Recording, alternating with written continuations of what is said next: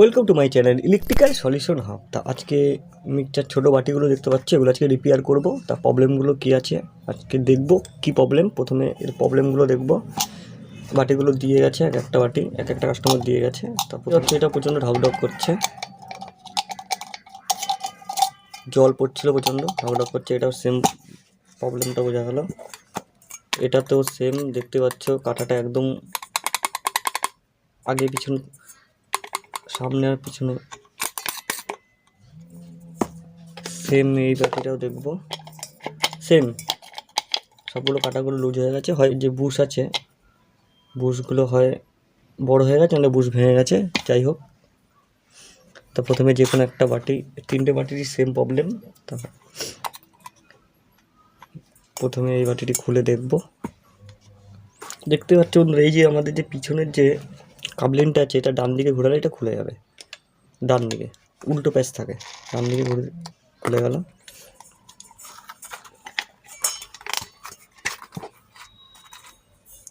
তো বুশ এটা ভেঙে গেছে, দেখতে পাচ্ছি এই যে বুশটা ভেঙে উপরে চলে এসছে। তাই এই বাটিটিতে এই বুশটা আমাদের চেঞ্জ করতে হবে। এটা কীভাবে চেঞ্জ করবো পুরো সম্পূর্ণ ভিডিওটা দেখলে তোমরা যে কোনো মিক্সচার বাটি ঘরে বসে ঠিক করে ফেলতে পারবে।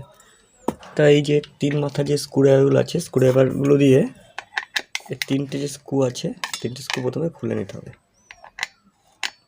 আর একটা গুরুত্বপূর্ণ কথা বন্ধুরা বলছি, যেই সব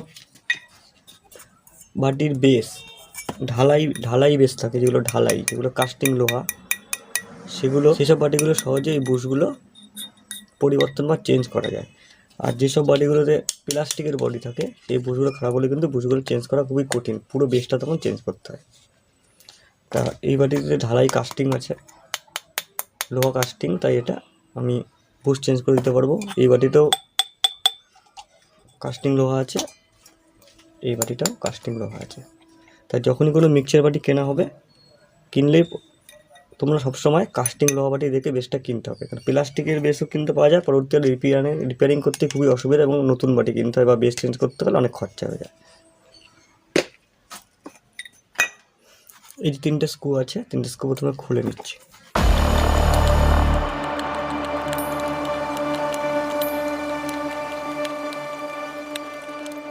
বুশটা এখানে লাগিয়ে দিয়েছি, নতুন বুশ দেখতে পাচ্ছ, এটা হয়ে গেল। তা সেম এবার এটাও দেখবো। তা লাগানোর ভিডিওটা এই বাড়িটা আমি দেখিয়ে দিচ্ছি, ওই বাড়ি অনেক বড় হয়ে লম্বা হয়ে যাবে ভিডিও, তাই জন্য ওটা আমি ভিডিও অফ করে দিচ্ছি। এবার এই বাড়িকে বুশটা কীভাবে লাগানো হয় সেরকম আমি দেখিয়ে দেবো। এটা সেম প্রবলেম, লক করছে, খুলে নেব। এটা সব আমার ডান দিকে ঘোরালে এটা কিন্তু খুলে যাবে। একটা ন্যাকড়া বা কিছু এখানে কাঁটাটা ধরতে হবে, ধরে পিছন দিকে ডান দিকে ঘোরাবে, তাহলেই খুলে যাবে।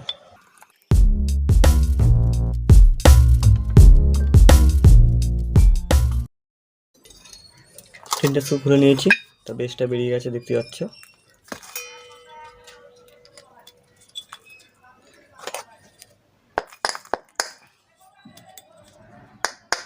পুরো ভেঙে গেছে।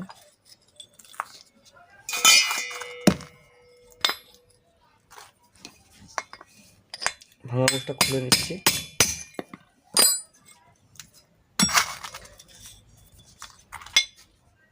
ভালো করে পরিষ্কার করে নেবো, যেহেতু ওটা প্রচণ্ড মশলা জমে, এখানে জল লিকেজ করতে করে মশলা পুরো নুন হয়ে গেছে। তবে এক সাইড পরিষ্কার করে নিচ্ছি। এর রাবারটাও দিতে হবে। বুঝতে পারছো, এই হচ্ছে 411 নম্বর একটি বুশ, যে ছোটো মিক্সচার বুশের জায়গায় লাগে। তা এই বেসটা দেখতে পাচ্ছ, এই বেসটার যে পিছন দিকটা এখানে রেখে এই বুশটাকে এখানে ইনস্টল করতে হবে। তা সেম সরাসরি রাখবো,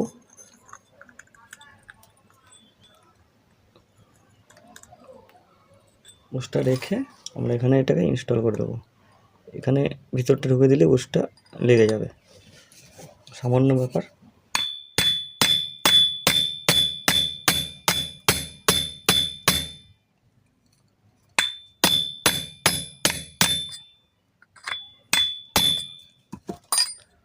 ঠিক আছে বন্ধুরা, বুশটা আমার এখানে কিন্তু ঢুকিয়ে দিলাম।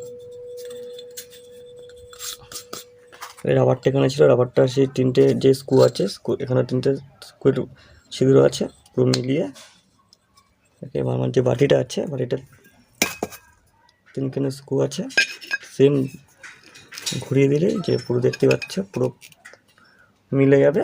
মিলে প্রথমে আমরা এখানে স্ক্রু 3টা এখানে লাগিয়ে দিতে হবে।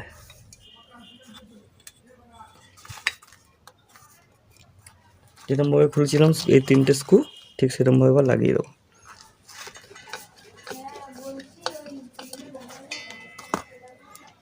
তিনটে স্ক্রু লাগিয়ে নিচ্ছি। তা দেখতে পাচ্ছ এটাও বুশ লাগানো হয়ে গেল। এটারও কীভাবে বুশ লাগাতে হয় এই ভিডিওতে দেখিয়ে দিলাম।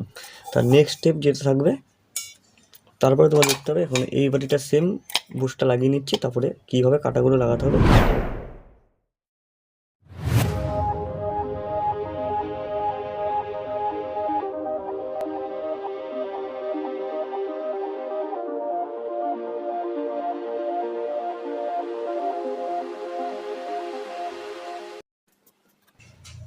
তো এই বাটিতেও বুশটা লাগানো কমপ্লিট হয়ে গেল। তাহলে প্রথম বাটিটি দেখালাম কিভাবে এই বেসটা খুলে বুশটা খুলতে হয়, দ্বিতীয় বাটিটি দেখালাম যে এই বুশটা কীভাবে এখানে অ্যাটাচ করতে হয়, আর লাস্টের বাটিটা এটা এবার দেখাবো এর পরবর্তীকাল কী কাজ করতে হবে। এই পরবর্তী কাজ করতে হবে, ফার্স্ট আমাদের দেখতে হবে এই শ্যাপটা আছে যে শ্যাপটা ঠিক আছে নাকি।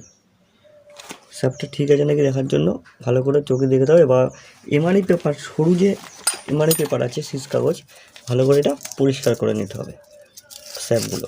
এটা পরিষ্কার করার পরে যদি এটা ঠিক থাকে বা পেলে কোনো ঘষে না যায় তাহলে এটা নতুন লাগিয়ে দিতে হবে, ঘষে না গেলে লাগিয়ে দিতে হবে। আর যদি খারাপ হয় তাহলে একটা নতুন চেঞ্জ করে দিতে হবে।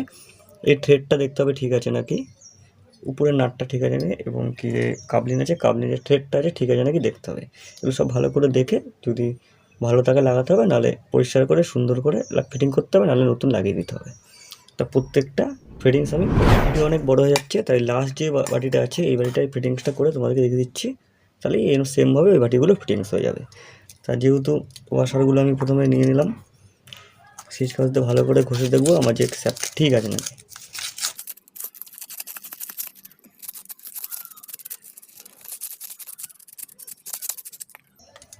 আমার এখানে শ্যাপ ঠিক আছে, আমার উপরের যে নাটটা আছে সেটাও টাইট হচ্ছে, আর কাবলিনের যে থ্রেড আছে সেটাও ঠিক আছে। তা প্রথমে নর্মালি ঢুকে যদি এখানে বুশটায় প্রথম অবস্থায় না ঢুকতে চায় তাহলে তোমাদের কী করতে হবে, ওই সুইচ কাগজটাই উল্টোভাবে এভাবে ঘুরিয়ে এই বুশে ঢুকিয়ে ঘষে নিতে হবে। তাহলে কী হবে, বুশটা একটুখানি ছেড়ে যাবে, নতুন বুশ লাগতে চায় না। তাই বুশটাকে একটুখানি বড় করে নিতে হবে। এবার প্রয়োজন মতন ওয়াশার দিয়ে দিতে হবে যেন বেশি নেমে না যায়, সেই হিসাবে বুঝে ওয়াশার দিয়ে এটাকে এখানে কাঁটাটাকে এখানে ঢুকিয়ে দিচ্ছে।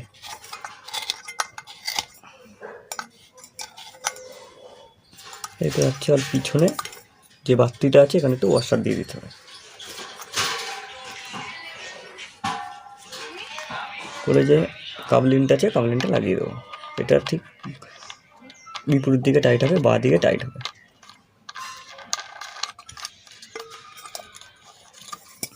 আর ভালো করে ন্যাকড়া দিয়ে এখানে ধরে পেছন দিক দিয়ে সুন্দর করে প্লাস দিয়ে বা রেঞ্জ দিয়ে টাইট করে দিতে হবে। তো বুঝতে পারলে এই বাটিটা কিন্তু রেডি হয়ে গেল। ওকে, পুরো বাটি রিপেয়ার হয়ে গেছে, তাও কোনো ঢকঢক নেই, দেখতে পাচ্ছ কোনো ঢকঢক নেই, এবং পুরো ওকে, কাটা পুরো সিম্পল। ওকে, মিক্সচার বাটি রেডি। অন্যান্য ভিডিও দেখার জন্য চ্যানেলটি সাবস্ক্রাইব করে রাখবে। এছাড়াও আমার এই ভিডিও ডিসক্রিপশনে আমি আমার হোয়াটসঅ্যাপ গ্রুপের লিঙ্ক দেবো, সেখানে তোমরা জয়েন্ট হয়ে যাবে।